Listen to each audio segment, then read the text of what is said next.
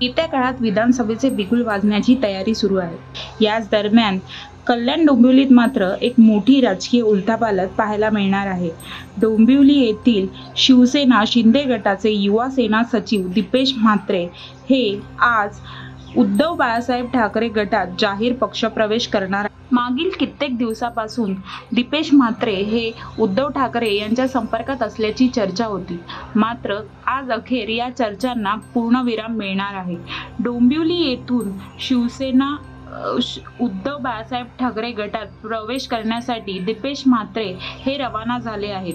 त्यांनी यासाठी त्यांच्या गाड्यांवर मशाल हे चिन्ह जाहीररित्या लावून एका प्रकारे आम्ही प्रवेश केल्याचे जाहीर केले आहे। उद्धव ठाकरे यांच्या उपस्थितीत हा पक्षप्रवेश होणार असून यासाठी मोठ्या प्रमाणावर कार्यकर्त्यांचा ताफा डोंबिवलीतून मातोश्रीवर रवाना झाला आहे। इथून निघालेल्या या सर्व गाड्यांच्या ताफ्यावर मोठ्या प्रमाणात मशाल चिन्ह हे पाहायला मिळत आहे। यावेळेस येत्या विधानसभा निवडणुकीत दीपेश म्हात्रे हे उभे राहणार हे या आधीच त्यांनी जाहीर केले होते, मात्र शिंदे गटाकडून त्यांना तेवढीशी साथ मिळत नव्हती असेही काहीसे वृत्त समोर येत होते। अशा परिस्थितीत दीपेश म्हात्रे यांनी हा मार्ग अवलंबला का असा एक प्रश्न उपस्थित केला जात आहे।